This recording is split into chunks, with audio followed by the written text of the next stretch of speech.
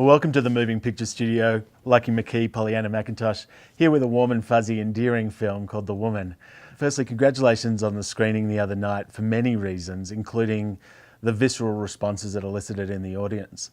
Lucky, did you ever have any kind of idea that it would strike such a chord, and what does that feel like while it's happening?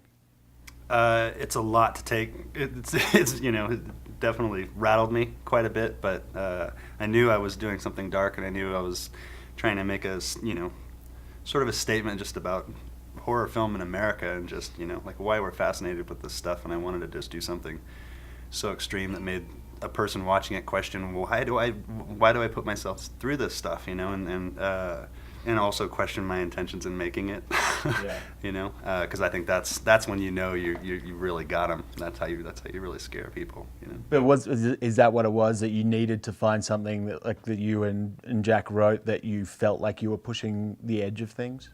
I just think that it all started with the woman character who had been established in 2 previous novels of his, and there was a certain tone and level of intensity that was already established that I wanted to remain true to, but I wanted to flip it on its ear and turn her into the victim as opposed to the victimizer. Yeah, Pollyanna, was the feeling watching the film? Did you have any idea?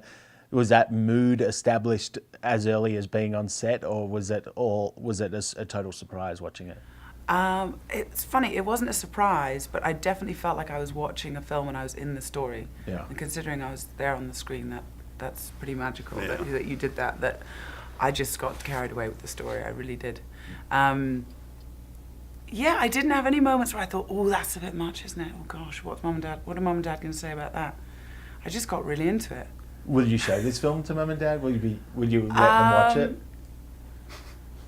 My mum would probably not like it very much, just because she gets very rattled by violence.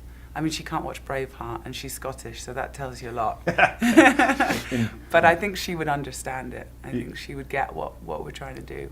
How do you decide how to balance that, what violence to show on screen and what to leave off it? Just personal choice, and just listening to your gut, and thinking about being able to look yourself in the mirror in the morning, and how far you want to push it. In life in general, so obviously we just really went for it with this one, and I don't think we did anything out of line. I mean, we got an R rating, yeah. So it's not that deviant. Interesting thing you were saying earlier, that it's one of those where I think often the audience come away imagining they've seen more than they've actually seen, because they do get so involved in what's going on, and that they might imagine they've seen more than they've really seen. Yeah. It's actually not that violent. So it's got the same rating as King's Speech. Yeah. Yeah. But it's designed. It's like I said. It's designed to push buttons. It's designed designed to. It's an analysis of abuse. Yeah. And the abuse that one man puts on all of these women, and how they either get out of it or don't.